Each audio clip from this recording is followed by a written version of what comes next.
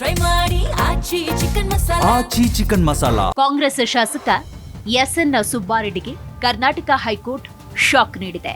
ಅವರ ಆಯ್ಕೆಯನ್ನ ಅಸಿಂಧುಗೊಳಿಸಿ ಆದೇಶ ನೀಡಿದೆ. ಆಸ್ತಿ ವಿವರ ಮುಚ್ಚಿಟ್ಟು ನಾಮಪತ್ರ ಸಲ್ಲಿಸಿದ್ದಾರೆ ಎಂದು ಬಿಜೆಪಿ ಅಭ್ಯರ್ಥಿ ಹೈಕೋರ್ಟ್ ಮೊರೆ ಹೋಗಿದ್ರು. ಕಳೆದ 1.5 ವರ್ಷದಿಂದ ವಾದ ಪ್ರತಿವಾದ ಆಲಿಸಿದ ನ್ಯಾಯಾಲಯ ತೀರ್ಪು ಪ್ರಕಟಿಸಿದೆ.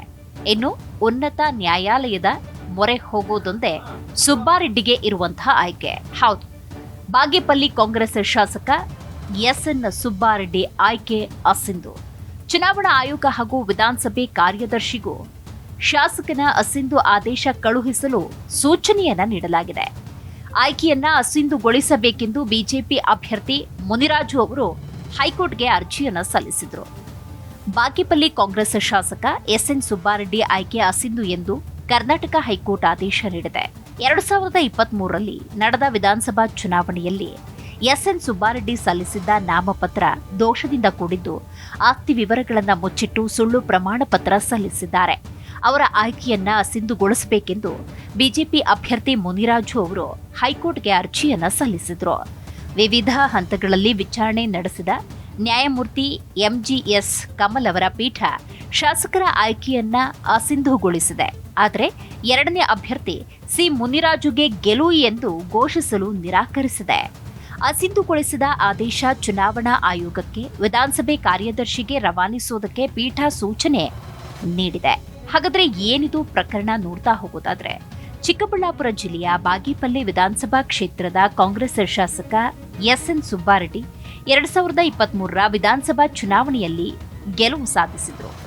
ನಾಮಪತ್ರ ಸಲ್ಲಿಸುವಾಗ ತಮ್ಮ ಆಸ್ತಿ ವಿವರಗಳನ್ನು ಮುಚ್ಚಿಟ್ಟು ಸುಳ್ಳು ಪ್ರಮಾಣ ಪತ್ರ ನೀಡಿದ್ದಾರೆ ಮತ್ತು ಆಸ್ತಿ ತೆರಿಗೆ ಬಾಕಿ ಮಾಹಿತಿಯನ್ನ ಬಹಿರಂಗಪಡಿಸಿಲ್ಲ ಎಂದು ಬಿಜೆಪಿ ಸೋತ ಅಭ್ಯರ್ಥಿ ಮುನಿರಾಜು ಸಲ್ಲಿಸಿದ್ದ ಚುನಾವಣಾ ತಕರಾರು ಅರ್ಜಿಯನ್ನ ಕೋರ್ಟ್ ಪುರಸ್ಕರಿಸಿದೆ. 2023ರಲ್ಲಿ ನಡೆದ ಚುನಾವಣೆಯ ವೇಳೆ ಕಾಂಗ್ರೆಸ್ ಅಭ್ಯರ್ಥಿ ಸುಬ್ಬಾರೆಡ್ಡಿ 82,000 ಮತ, ಬಿಜೆಪಿ ಅಭ್ಯರ್ಥಿ 62,000 ಮತಗಳನ್ನು ಪಡೆದುಕೊಂಡಿದ್ರು. ಬರೋಬ್ಬರಿ 20,000 ಮತಗಳ ಅಂತರದಲ್ಲಿ ಸುಬ್ಬಾರೆಡ್ಡಿ ಗೆಲುವು ಸಾಧಿಸಿದ್ರು.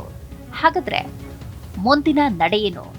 ಹೈಕೋರ್ಟ್ ತೀರ್ಪಿನ ನಂತರ ಶಾಸಕ ಸುಬ್ಬಾರೆಡ್ಡಿ ಯಾವೆಲ್ಲ ಆಯ್ಕೆಗಳನ್ನ ಕಾನೂನಾತ್ಮಕವಾಗಿ ಮಾಡಬಹುದು ನೋಡೋದಾದ್ರೆ, ಸುಪ್ರೀಂ ಕೋರ್ಟ್ಗೆ ಮೇಲ್ಮನವಿ ಸಲ್ಲಿಸುವುದು.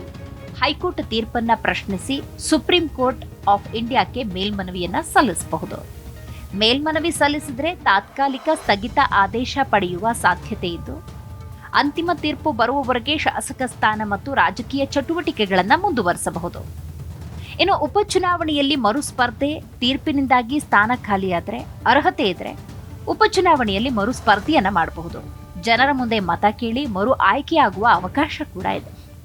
ಕಾನೂನು ಮತ್ತು ರಾಜಕೀಯ ತಂತ್ರಗಳು, ಪಕ್ಷದ ಒಳಾಂಗಣ ಬೆಂಬಲವನ್ನ ಬಳಸಿಕೊಳ್ಳುವುದು, ತೀರ್ಪಿನ ತಾಂತ್ರಿಕ ಅಂಶಗಳನ್ನು ಆಧರಿಸಿ ಹೆಚ್ಚಿನ ಕಾನೂನು ಹೋರಾಟ ಮುಂದುವರಿಸುವುದು, ಅರ್ಹತಾ ನಿಷೇಧದ ಸಾಧ್ಯತೆಯ ತೀರ್ಪು ಚುನಾವಣಾ ಅಕ್ರಮ ಅಥವಾ ಅರ್ಹತಾ ಆಧಾರಿತವಾಗಿದ್ದರೆ ಕೆಲವು ಅವಧಿಗೆ ಸ್ಪರ್ಧೆಗೆ ನಿಷೇಧ ಕೂಡ ಇರಬಹುದು. ಇದು ತೀರ್ಪಿನ ರೂಪದ ಮೇಲೆ ಅವಲಂಬಿತವಾಗಿದೆ. ಹಾಗಾಗಿ ಉನ್ನತ ನ್ಯಾಯಾಲಯಕ್ಕೆ ಮೇಲ್ಮನವಿ ಸಲ್ಲಿಕೆಯವರೆಗೆ ತನ್ನ ಆದೇಶಕ್ಕೆ ತಡೆಯಾಜ್ಞೆ ನೀಡುವಂತೆ ಶಾಸಕರ ಪರ ಹಿರಿಯ ವಕೀಲರು ಪೀಠಕ್ಕೆ ಮನವಿಯನ್ನ ಮಾಡಿಕೊಂಡಿದ್ದಾರೆ. ಅಂತಿಮವಾಗಿ ನ್ಯಾಯಾಲಯ ಅಸಿಂಧು ಆದೇಶಕ್ಕೆ ಮಧ್ಯಂತರ ತಡೆಯಾಜ್ಞೆಯನ್ನ ನೀಡಿದೆ. ಈ ಮೂಲಕ ತಾತ್ಕಾಲಿಕ ರಿಲೀಫ್ ಸಿಕ್ಕಂತಾಗಿದೆ. ಹಾಗಾಗಿ ಮುಂದೆ ಸುಪ್ರೀಂ ಕೋರ್ಟ್ಗೆ ಹೈಕೋರ್ಟ್ ಆದೇಶ ರದ್ದು ಮಾಡುವಂತೆ ಅರ್ಜಿ ಸಲ್ಲಿಸುವ ಆಯ್ಕೆ ಇದೆ. ಒಂದು ವೇಳೆ ಸುಪ್ರೀಂ ಕೋರ್ಟ್ ಅರ್ಜಿಯನ್ನ ಪುರಸ್ಕರಿಸಿ ಹೈಕೋರ್ಟ್ನ ಆದೇಶವನ್ನ ತಡೆಹಿಡಿದ್ರೆ ಸುಬ್ಬಾರೆಡ್ಡಿ ಶಾಸಕರಾಗಿ ಮುಂದುವರಿತಾರೆ. ಇಲ್ಲವಾದ್ರೆ 6 ತಿಂಗಳ ಒಳಗೆ ಬಾಗೇಪಲ್ಲಿಯಲ್ಲಿ ಮತ್ತೆ ಚುನಾವಣೆ ನಡೆಯಲಿದೆ.